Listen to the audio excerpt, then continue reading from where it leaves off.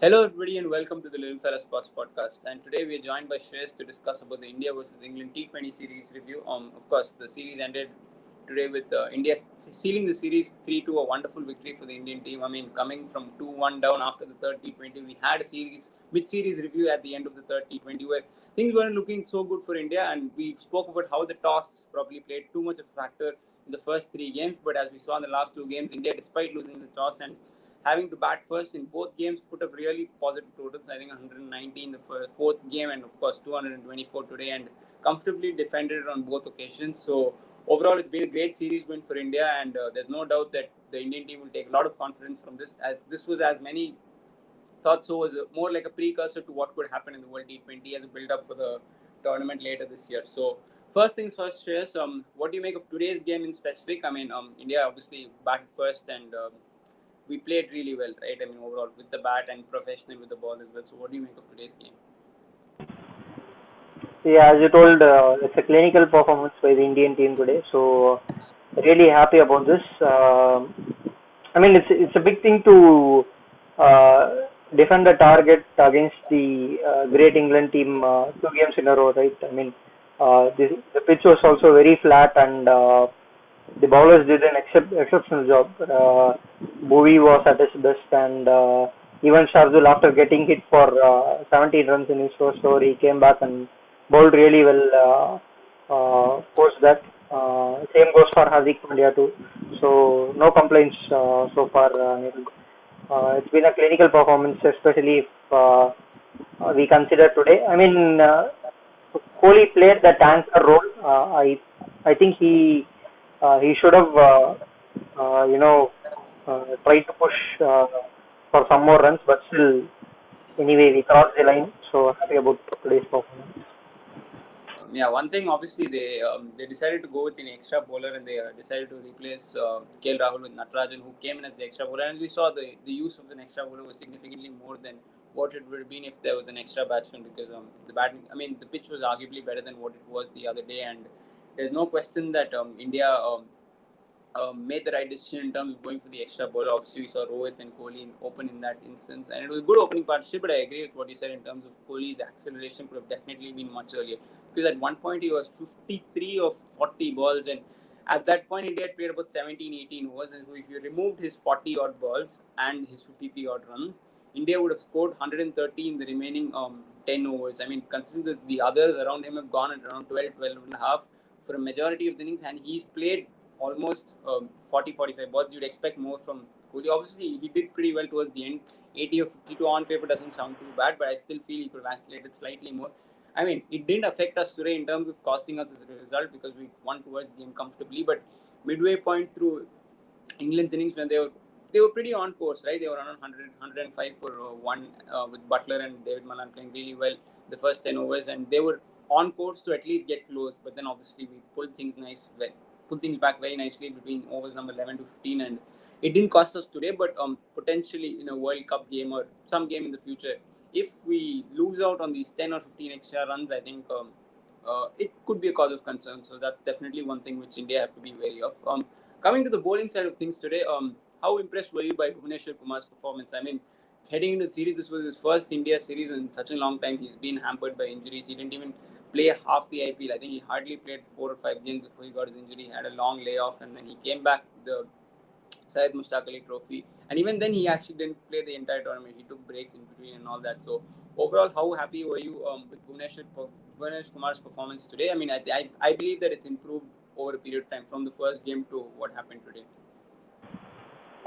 Yeah, definitely. I mean, to be very honest, I didn't think that he'll come back with this good performance after the injury, because usually for fast bowlers, the two for a person like Bhuvneshwar Kumar, I mean, he has had a lot of injuries throughout his career, right? So even he is about 30, so I thought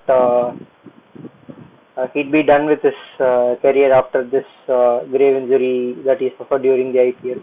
But he has come back, and he has performed well, and hopefully, like he's truly an elite bowler. So it's such a blessing to have him in our team, and I hope he stays fit for the World Cup and for the subsequent tours too. So because our bowling attack looks far more potent if he is in the lineup, and that will even be a psychological block for other teams to face him. Uh, they would, try to take less risks of his bowling, and even with Bumrah at the other end, it will be really the life will be difficult for the other batsmen facing them. You're on mute. One important thing is Jasprit Bumrah actually played no role in this series. So obviously Bumrah's absence in this series was a. I mean, you could say India felt it at different points in the series, but Bhuvneshwar Kumar stepped up and bowled really well. Was obviously the leader of the attack in the absence of Bumrah. But as you said, in the even if Bumrah comes back, I still feel that India's second and third death bowling options are slightly questionable at this point. But if Bhuvneshwar Kumar can stay fit, I personally believe he's definitely a best bet in terms of death bowling, and of course he offers the new ball value.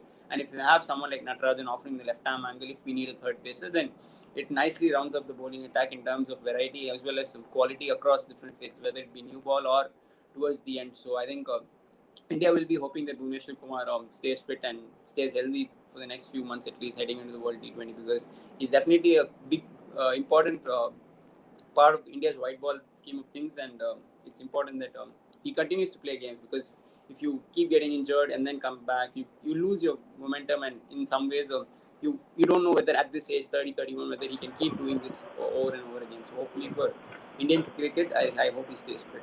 Yeah, it's quite like Yuvan Shankar Raja making comebacks. Like they usually talk about this, like Yuvan comeback thing. So we don't really want many comebacks from Bhuvi. So as you told, I hope he gets a good run of games even in the IPL and in the further series, so that he can stay fit for the World Cup.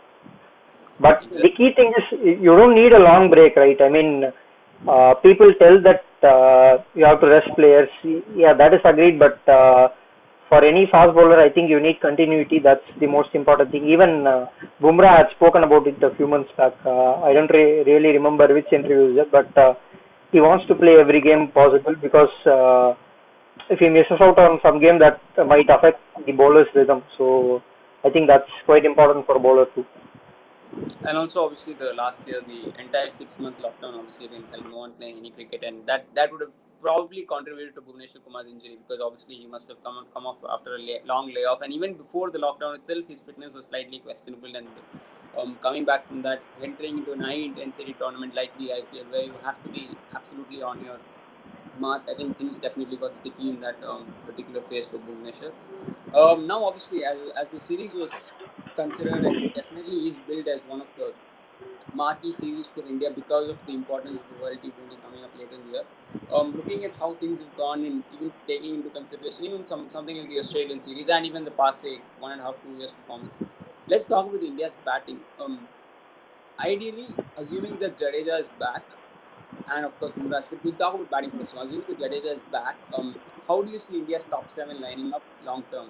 Let's say heading into the World T20, taking into consideration the way these guys have played in the IPL, because I believe the IPL sample set is very important, because that's where you consistently play games over a period of time, and that's where you can judge. Because international T20s you play once in a while, especially on non-World Cup years, you play once in a while, and it's not really given importance. So what do you personally think will be India's plan heading into the World T20 when it comes to batting side of things, the top 7? Look, I think with regards to Jadeja, and one more thing, I've been telling this again and again. I believe in the thought process that you need 6 bowlers, Definitely need 6 6 bowling bowlers. options in a limited overs game. Look, even today Rahul Sahar had a bad day, so Kohli was able to turn to another bowler. He didn't have to go to spin. Yeah, people have bad days. So Jadeja is a lock in the team, unless of course you get some other all-rounder who brings the same value of the team. I don't see anyone like that as of now. So I don't I think think they trust Sundar as a hitter yeah, at 7. yeah, So I think it's going to be definitely. Jadeja at 7 for sure. Jadeja is a lock, and yeah, by the looks of it, I think even Sahal might play. So they will be the 2 spinners, and we can play the third spinner or play the third pacer. Depends upon the pitch and the situation. And with regards to batting, yeah, I think one of Surya Kumar or Shreyas has to make way, right? I mean, it's quite evident. So the rest of the team, I think KL Rahul is eventually going to play. I don't think Kohli will open in the World T20. KL will surely be back. I think he'll score more than 500 or at least 500 runs in this IPL. He is bound to be back definitely. I thought this was a break given to him by the Indian team. So obviously, Surya Kumar Shreyas, that spot is in question. So Jadeja comes in. Either Surya Kumar or Shreyas, whoever plays there goes out. And I think the rest of the top seven, I think it looks settled right. I mean, Rohit, KL, Kohli, and Pant, I think Hardik, Pant will play 4. one of Surya Kumar and Shreyas. Yeah.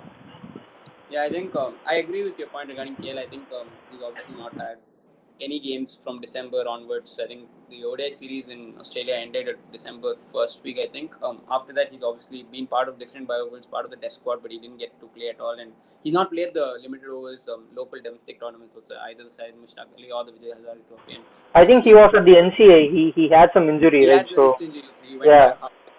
So he's not really played cricket. I think it's just a case of him trying to get a little bit And his towards. with regards to Kohli also, I don't think he's fully fit, right? I mean, Yeah, today he didn't look fit. I think he looked a played bit odd today. I don't know.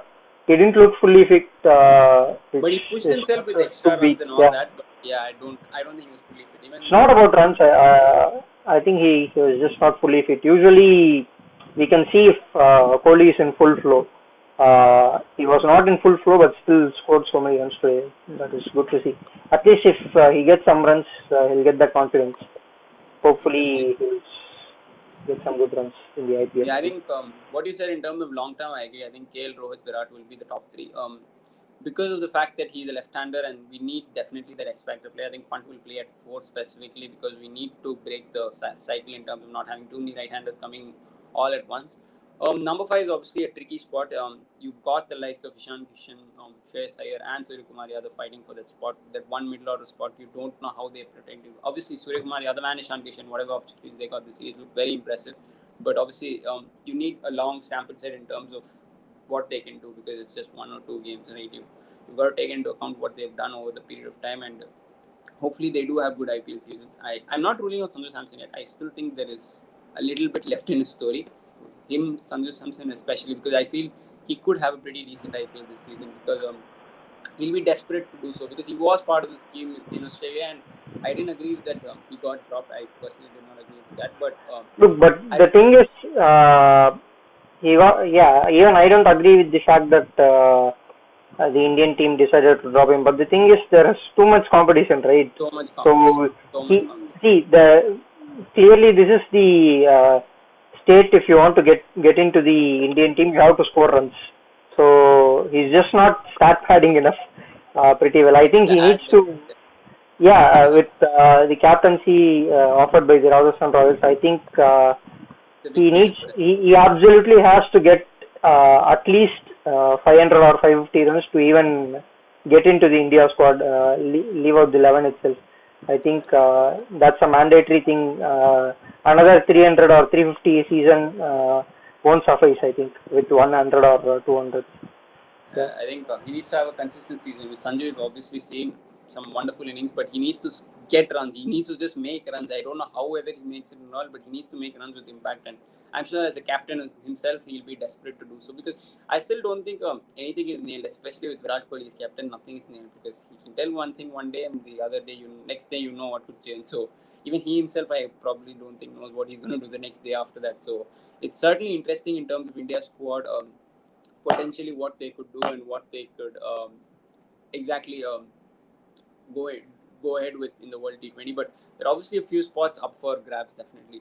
But of course, as a series, I think you'd say that it's been a very successful series for India, right? Because we played the world #1 team ranked right now, obviously in the ICC rankings, and beat them at home. I know that we, and also one more thing is we didn't have Jasprit Bumrah and Ravindra Jadeja, who've been important players for us, especially Jasprit Bumrah. There's no question about how important he is, the world's best T20 bowler, in my opinion. So, how big a achievement would you call it? I personally call it an achievement. How big do you think this series win in terms of morale boost, confidence, and the fact that we'll play again potentially in Ahmedabad when it comes to the World T20 semis or finals? I don't know how it's going to work, but likely that you'll probably get one of those games in this ground.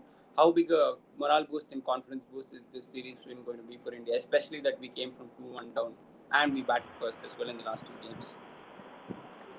Yeah, definitely. I mean, okay, I'll ask you a question. How would you rate this series in terms of Indian T20 achievement after the World T20, or how do you rate it? Of course, I we won think the World T20 in 2007. There's no bigger achievement than that. So, do you consider this greater achievement than the run that we had in 2016?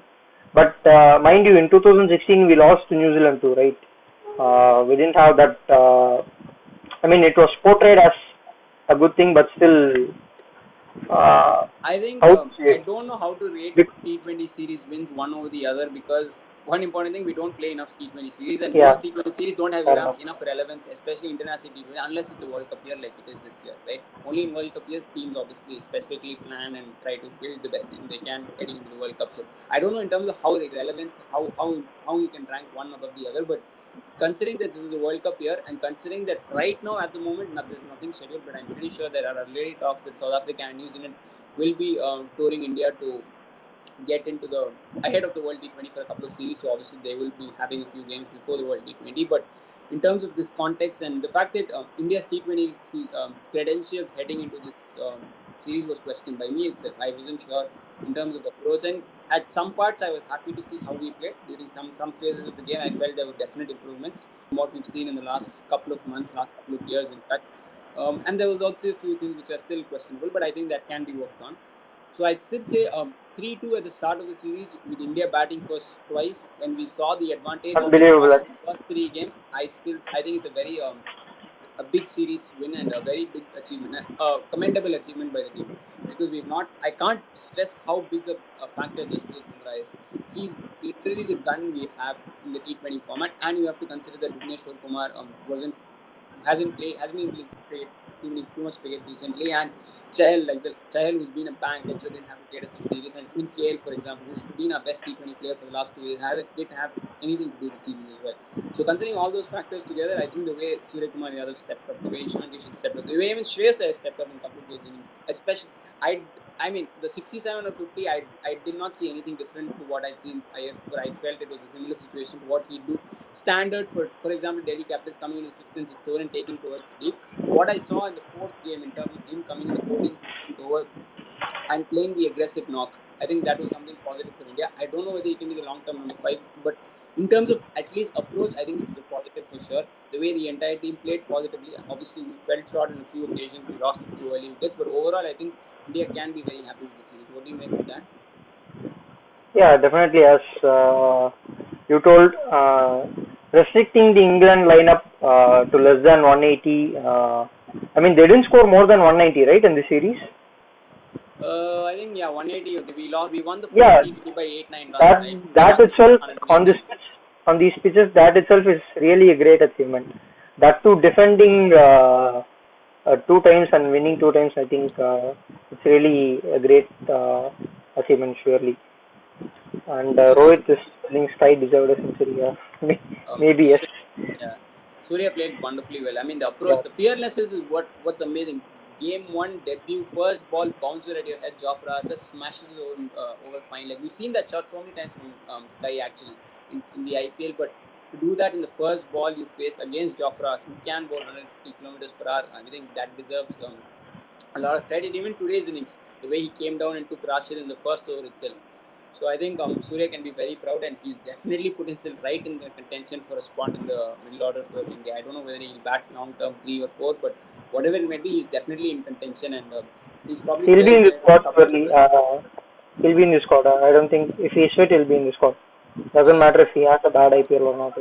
We are playing a tri-series, I think, against New Zealand or South Africa at home just before the World Cup. So we're playing. No, I don't think it's a tri-series. I think it's 2 separate series. Yeah, New Zealand and South Africa. I hope it's a tri-series. It will be good if it's a tri-series again. Yeah. Yeah, I agree. I think we play our group with South Africa also. I think that's what the groups were. I don't know if it's going to change heading into the World T20 this year, because the groups last year we had South Africa and England in our group. So it's not the easiest of groups, you have to say, but still you back India to do the business and get to the semi-finals, but obviously that's for another day. But overall, let's talk about England now. I mean, we've done well. I was going to come to that. Okay, so England. First things first, I think bowling. I think they can be very happy with the way Mark Wood bowled. I think they've definitely found a guy who has to be used in specific phases. He has to be used with the new ball as an enforcer if required, and of course during the middle phases. I think him in the death does not work at all. They didn't act. Funny enough, they actually didn't use him in the death in the first couple of games, but they reverted him using him in the death in the fourth and fifth game, and that definitely exposed him. So that's something they have to work on. But they probably were forced to do it in the fourth and fifth game because the others around him also start getting hit, and Chris Jordan didn't have the greatest of games, whether it was the fourth or the fifth game. So Chris Jordan, who's probably that nailed on death bowler along with Jofra Archer, who obviously has to bowl the death overs. So I think that's a small concern for the way Jordan bowled, but he's been you have to say a consistent performer. You won't say he's been an outstanding performer, but he's been consistently decent and average for them. And I think Like they've been backing him since 2015, right? I mean, exactly. he has played around 60 T20 internationals for England I think he's since picked the that most period. wickets for them in T20 format itself as a whole. So Yeah, he's been part of the team for a long time. but the thing is, he only performs when he wears an England shirt, and he only performs against weaker teams. When he comes up against teams like India or even say in Australia, he fails to perform. At I his don't know. best, he Yeah, actually used to bowl 140, 145. I don't know whether it's down to injuries, fitness, the fact that he's got slightly older. I don't think he can clock that 140 consistently. He can bowl but the odd ball at 140, but his slower balls are what's probably he's reverting to. But sometimes it can be predictable. Like for example, today I think Hardik clearly lined him up, waited for the slower ball, and hit him for couple of boundaries very comfortably today. So that's something England have to work because Jofra Archer he's probably the cornerstone because around him only everything rolls, and Archer has to be the main guy in terms of the bowling attack. So I think England overall, I think they'll be happy with the way Wood bowled. I'm not sure whether they want to go with four fast bowlers in terms of Sam Curran, Wood, Archer, and Jordan. Plus you've got the option of Stokes. I would like to see Moeen Ali get a game or two yeah, definitely this definitely. series. And long term, again, I keep saying this, but Ben Stokes at number 5, number 6 does not work for me, especially in Indian conditions. I'm just not convinced by the fact that he can do the job at 5 and 6. At least he won't get the best out of him.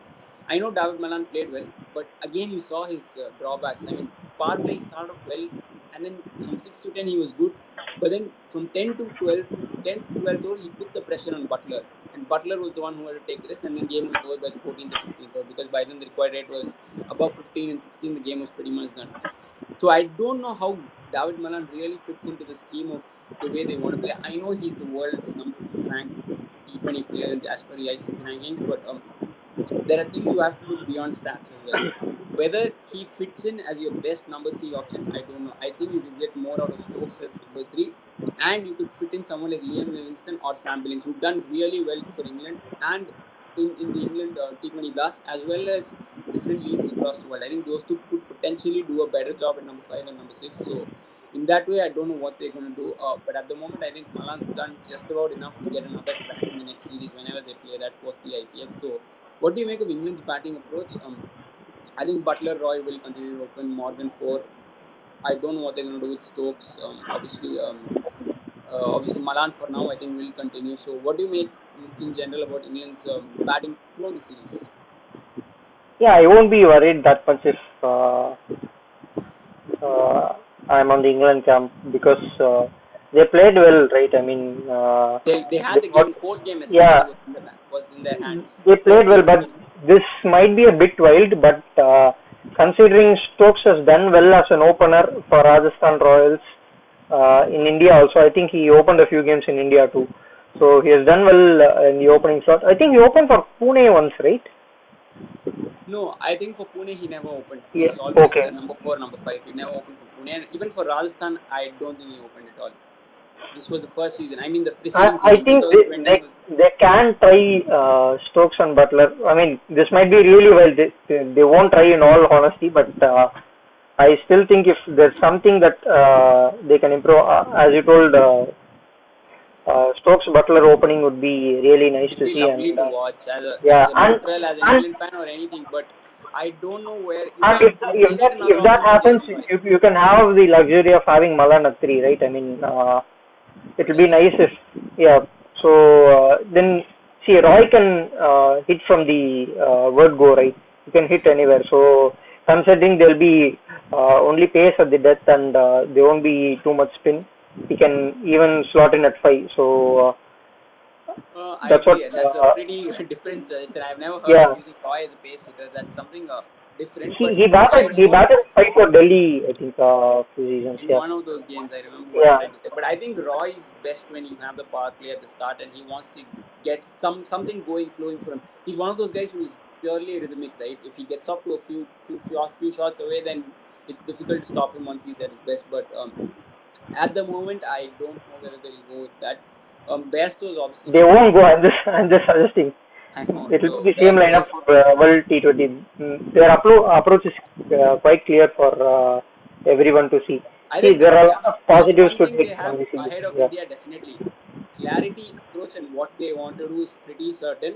And if a guy is playing, he'll get a fair number of games in terms of being packed. There's no question about that. Only for us, we have all The these confusions over the who's only playing. change I'd make in this England lineup is remove one of the pacers for Moeen Ali. That's the Yeah, only change I'd especially like in to make. India, I They still think we have should to look they for have to more play. value. And the thing is, in ICC tournament, the BCCA doesn't decide the pitches or the ECB doesn't decide the pitches. So Obviously, the ICC most likely it will decide. be sporting pitches. Even we saw in Yeah, 2016 there were ranked turners and there were also games at Wankhede where pitches that 220 was chased. pitches that offered bounce and there was also a green track at Kanpur, I think, if I'm not wrong. They played one game at Kanpur. Yeah, I'm sure about that. I just don't know which game that was, but The first game was a ranked turn. I know West Indies was Afghanistan. That was a pure ranked turn yeah, where Afghanistan finished over West Indies. you will most likely get those sporting tracks, and that's the only thing I feel England lacked. They could have tried Moeen at least for one game, right? I mean, there's no harm in losing this series or anything of that kind. I think they relied too much on Especially matchups, because they considering sent him there's no back after the left-hander in second India. test Yeah. also. They sent him back after the second test also. I mean, it feels really unfair for him not even to get a single game because it would be. It's not about that anyway. He has to join IPL. That's one thing, but still, I feel that they could have tried Moeen Ali at least for one game. The main reason I think why they didn't try Moeen Ali is we have too many right-handers and they That's the reason. rely a lot on matchup. And even today we saw Adil Rashid bowling in the power play too much. I don't know why they do that, but he's effective in the middle overs, right? He can pick you the wickets, break partnerships, and go with the flow of the game. He got one I wicket, but think yeah. they don't want to put. I mean, they were thinking slightly ahead, but they don't want to pit Rashid against Rishabh Pant. I think that's their line of thinking in terms of using. And obviously, KL and Rohit Kohli and Rohit are slightly susceptible to leg spin. It's been seen for the last at least 2-3 IPLs where, especially at the start of the innings, both of them have got a number of times dismissed to the leg spin, and that's probably what. And it's worked. I mean, this series itself has worked, especially for Kohli. So I can understand why they went in with Rashid at the start today. But yeah, I agree with your point regarding Moeen Ali. I genuinely think he should have gotten a game or two because I don't see the point of playing 5 pacers. I think you got Stokes bowled a lot. I think he bowled a lot more than I expected because they didn't use Sam Curran a lot at all. So in that way, I think hopefully, it'll be interesting to see what they do with Moeen Ali. And finally, before we wrap the show up, a little bit about the Ahmedabad ground. We've seen 2 Test matches here. We've seen 5 T20s here. We are likely to see a few. I mean, we are seeing a few games in the IPL also, and I think it will be one of the hosts for whether it's the semi-final or the final. Definitely get a big game for sure when it comes to the World T20 as well. Talking about only the T20 series as whole, what do you make of the size of the ground, pitches, and probably today slightly distorted your opinion because I'm pretty sure it was done at the end of 4 T20. You'd say, I'm not too sure about T20 cricket being long term. Very excited to watch here, but today probably slightly distorted all of our opinions. But overall, what do you make of the pitching conditions at the Ahmedabad ground? Yeah, for me, I think it's one thing is clear to see from here. Most of the Indian wickets they've fallen to slower balls. So even England, if you see, they are not able to clear the ground. They've shown the dimensions on TV as 70 or 60 meters, but it's clearly more if we actually see the game. Because some of the shots Butler played, for example, today, it was clean strike and it went about 2 yards over the boundary line. The one who was Rahul Chair. he clean strike. It was a proper clean strike. He got it off the middle of the bat, went 2 yards above the boundary line towards the mid wicket. I mean, it's kind of ridiculous. And even when you see Virat Kohli back, he struggled against Archer's slower deliveries, right? I mean, even in the final ball of the first innings, he got hit. And the thing is, even if you slog and connect it, there are more chances that it may not clear the fence. So I think slower ball is the way to go in this ground, and I don't think how it will be effective in a big game like a final in an ICC tournament. We'll But see. one I'm thing, happy if it's played in Wankhede, but in all probability it will be Ahmedabad because of the crowd stadium. yeah, but for India, you'd probably say that I think if they chose a ground Yeah, to play out of Ahmedabad and Wankhede, again, especially with for England and West India, Indies, it's Ahmedabad. especially England and West Indies, I think they'll definitely choose Ahmedabad, especially West Indies. If it's going to be a batting knockout, then West Indies are massive favourites over India. I think India will definitely rather have a ground where you could see a little bit in it for the bowlers. But when you come to the World T20, I think it will be okay because you won't see a number of games continuously being played there. That's at least my assumption. You won't see like what we saw in the series. So I think the pitches will last in terms of the length, and even the IPL, I think it's a pretty decent wickets. Yeah, I actually disagree with the West Indies point because it's not about the pitches. The pitches, in my opinion, they are fine, and as you told, it won't wear out in No, I ICC was tournament. talking more about the size of the ground. If it's the Yeah, market, is the size definitely of the going to ground. be. Man, Pooran Pollard can hit 100 meters or 115 meters. Etc. I'm pretty sure they can pick the slower balls and clear it out of the ground. So West Indies might be tricky, but any other opponent, I'd say India will be the favorites for this. Yeah, but as we at the end of the series, I think it's pretty clear that India, England, West Indies are outright favorites. What we've seen, even the way Australia played in the Australia T20 series, also I think it's pretty clear these three are the major favorites considering conditions, the way the pitches are expected to play, the way teams are lined up at the moment. With West Indies, you'd say this bowling is slightly questionable, but their batting I think is stronger than both India and England. Personally, I think their batting is really, really, really good. I can't explain how good they are. But I think the other two definitely have an edge over them in terms of bowling because we've got Bumrah, we've got Archer here. And when it comes to India and England, it's very close. I think it's going to be exactly how the series works. It was a very fair series in terms of it finishing 3-2. I think two teams are almost the same level. It's just on that particular day how each team plays. And as things stand, I think the end of the series, I think India will be happy with. Obviously, you're happy that you won the series, but even as a progress for the team, you saw a couple of guys who came in for the first time, did well. Guys stepping up with the ball as well in the absence of Jasprit Bumrah and even Chahal, who didn't have the greatest of series. So overall, I think it's been a very good series for India. So guys, if you're watching, please do like, share, subscribe to the channel. It's been a pleasure covering this series. We've got the ODI preview, which is going to come out tomorrow morning. It'll premiere at 10:30 in the morning tomorrow. So do catch up on that. Shreyas and Krishna have discussed about the ODI series, which is starting on the 23rd. So it's a 3-game series. So we've got a preview for that as well. So we've got a lot of content, and more importantly, tomorrow we've got a special show tomorrow at afternoon. At the moment, I'm not going to reveal what it is, but it's going to be something we've not done before. So I think we can, right? The IPL. That's all I can say for now. So please join We've us. We've already posted it, so yeah, I think it's okay to reveal. Yeah, so please join us for that. It's going to happen in the morning at 11:30. So please join us for that special live. It's going to be very exciting. Going to be very fun. We are looking forward to your comments during that show live. So guys, please like, share, subscribe to the channel. Thanks a lot, and I hope you guys enjoy the show. Thank you. Thank you.